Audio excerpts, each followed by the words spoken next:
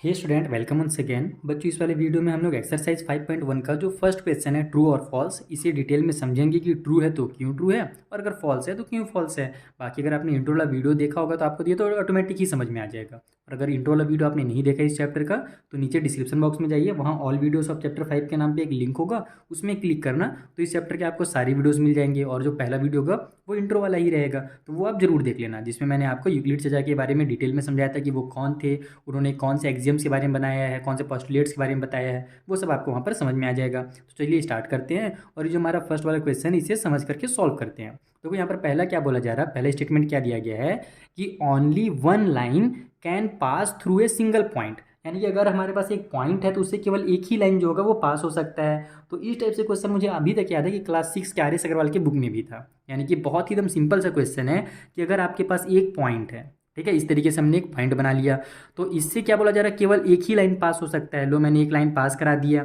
ठीक है, इधर चल जा रहा है, इधर भी चल जा रहा है, तो क्या मैं इससे दूसरा लाइन पास नहीं करा सकता? क्या बिल्कुल करा सकता हूँ। मैं इधर से भी एक लाइन ले जा सकता हूँ, इधर से भी मैं एक लाइन ले जा सकता हूँ। जैसे हमारा व्हील होता है फ्लैग में, नेशनल फ्लैग में, उस तरीके से हम लोग क्या कर सकते हैं कि एक अगर पॉइंट है तो उससे हम लोग कई सारे लाइन्स भी, मतलब इन्फिनाइट नंबर ऑफ लाइन जो है अपन वहाँ से पास करा सकते हैं। तो ये बिल्कुल गलत बात है कि अगर एक पॉइंट दिया हुआ है तो उससे केवल अपन हम लोग क्या कर सकते हैं, केवल एक ही लाइन पास करा सकते हैं, ऐसा नहीं है, हम लोग बहुत सारी लाइन पास करा सकते हैं। इसलिए हमारा स्टेटमेंट जो होगा वो फॉल्स हो जाएगा। सेकेंड देखो, there are an infinite number of line which pass through two distinct points, यानी कि जो दिए हुए दो पॉइंट हैं उससे हम लोग बहुत सारे इन्फाइनाइट नंबर ऑफ लाइन क्या कर सकते हैं, पास करा सकते हैं। तो ये भी हमको उल्टा बोल दिया गया है। जैसे देखो मैं आपको बना के दिखाता हूँ, दो पॉइंट ले लो, एक यहाँ पर और एक यहाँ पर। अब इसके बीच में से अगर हमको इन दोनों में से, यानी ये नहीं कि केवल एक ही में से पास कराना है, दोनों में से अगर अपन को मिला करके पास कराना है लाइन को, तो हम लोग केवल एक ही लाइन पास कर सकते हैं। जैसे देखो मैं एक लाइन पास किया ना,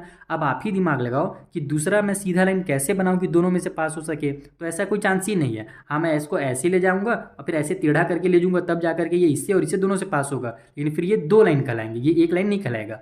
एक देखो, अगर दो पॉइंट हमको दिया हुआ है ना, तो उससे केवल हम लोग एक ही जो है सीधा लाइन पास करा सकते हैं। और इसमें तो उसको क्या बोल दिया कि बहुत सारे लाइन पास करा सकते हैं, इन्फिनाइट नंबर ऑफ लाइन। तो बिल्कुल गलत बोला गया है, ये फॉल्स स्टेटमेंट है, तो ये भी हमारा फॉल्स हो गया।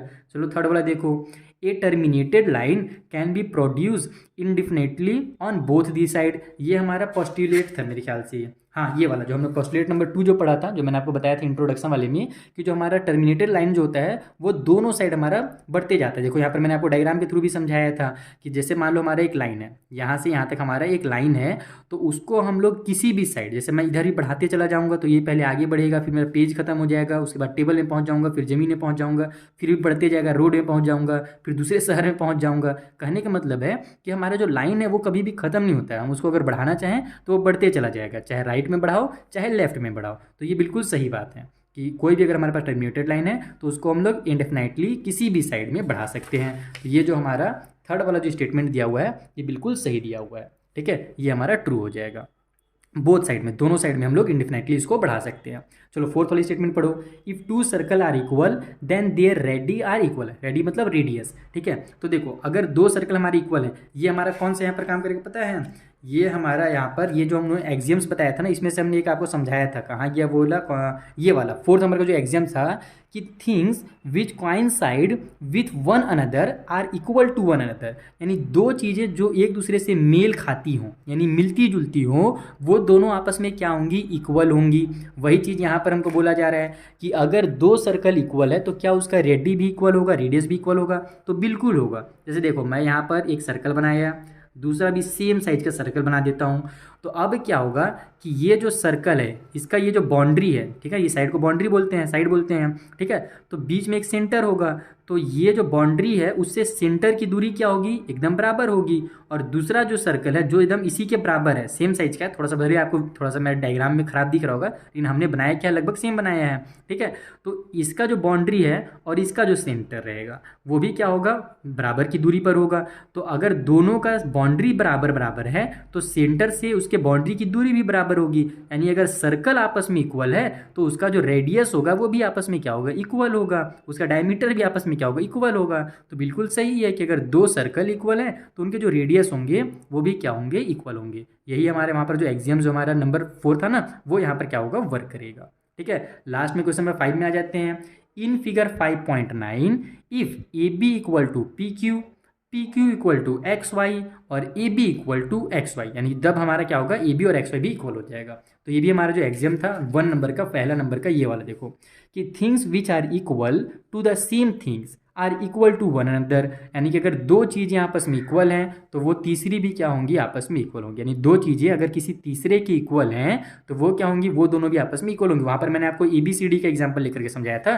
यहाँ पर आपको वही चीज़ क्या किया है, लाइन बना करके दे दिया है। देखो इसको समझा रहा हूँ मैं आपको। देखो क्या बोला है कि AB और PQ आपस में इक्वल है, सेम उसी तरीके से PQ और XQ भी आपस में इक्वल है। तो इससे हमारा क्या हो जाएगा, AB और XQ दोनों आपस में इक्वल हो जाएंगे, क्योंकि देखो AB और PQ इक्वल है, ठीक है। मान लो यहाँ से यहाँ तक हमारा 2 सेंटीमीटर लाइन मान लेते हैं, तो PQ भी क्या होगा, 2 सेंटीमीटर ही होगा, ठीक है। और हमारा ये भी बोला है कि जो PQ और XQ है वो भी इक्वल है, तो ये भी हमारा 2 सेंटीमीटर ही तो होगा ना, क्योंकि तीनों आपस में फिर इक्वल हो जा रहे हैं। AB और PQ इक्वल है, तो अगर AB 2 सेंटीमीटर है तो PQ भी 2 सेंटीमीटर होगा, और PQ XY भी हमारे इक्वल है, तो अगर PQ 2 सेंटीमीटर है तो XY भी 2 सेंटीमीटर ही होगा। तो इस कंडीशंस में हमारा AB और XY भी क्या हो जाएंगे, इक्वल हो जाएंगे।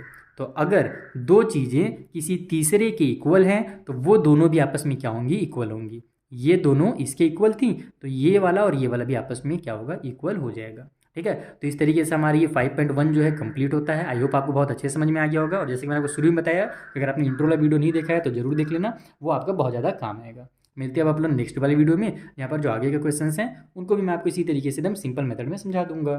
Thank you for watching.